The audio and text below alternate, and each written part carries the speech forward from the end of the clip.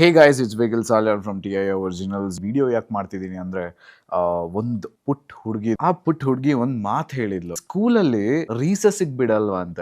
ಈ ರೀಸನ್ ಇಂದಾಗಿ ಈ ಮಗುವಿಗೆ ಏನಾಗಿದೆ ಅಂದ್ರೆ ಯೂರಿನ್ ಇನ್ಫೆಕ್ಷನ್ ಆಗಿದೆ. ಟೀಚರ್ಸ್ನವರೇ, ನಿಮ್ಗೊಂದು ವಿಷಯ ಕೇಳೋದು, ಏನ್ ನಿಮ್ ಮನೆ ಮಕ್ಳಿಗೂ ಹೀಗಾಗ್ಬೇಕಾ? ಏನಿದೆ ನಿಮ್ ತಲೆಯಲ್ಲಿ?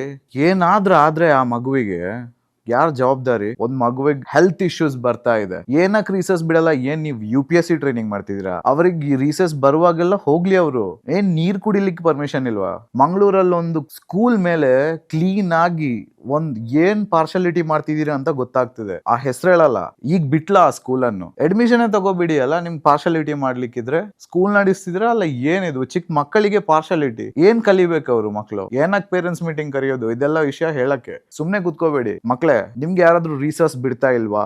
ನಿಮ್ಮ ಅಪ್ಪ ಅಮ್ಮನ ಹತ್ರ ಹೇಳಿ. ನಿಮ್ಮ ಅಪ್ಪ ಅಮ್ಮ ಹೋಗಿ ಡೈರೆಕ್ಟ್ ಮ್ಯಾನೇಜ್ಮೆಂಟ್ ಗೆ ಹೇಳಿ. ಟೀಚರ್ಸ್ಗೆಲ್ಲ ಏನಕ್ಕಂತ ಬರ್ತೀರಾ ಟೀಚಿಂಗ್ ಮಾಡಕ್ಕೆ? ಮನೇಲಿ ಕುತ್ಕೊಳಕ್ ಆಗಲ್ವಾ? ಯಾರ್ ಜೀವನ ಹಾಳು ಮಾಡ್ತೀರಾ? ಒಂದ್ ಗುರು ತರ ಇರ್ಬೇಕು. ಇಲ್ದಿದ್ರೆ ನೀವು ಗುರುವೇ ಅಲ್ಲ. 3 ಕಾಸ್ ಮರ್ಯಾದಿರಲ್ಲ ನಿಮ್ಗೆ. Management take strict action against those who are doing this. ಎಲ್ಗೆಲ್ಲ ತಲುಪಬೇಕೋ ಈ ಮೆಸೇಜ್ ತಲುಪ್ಲಿ.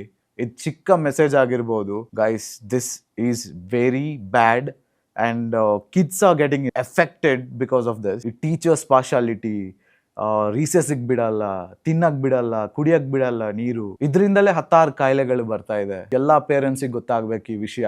ನೋಡ್ಲಿ ಎಲ್ರು.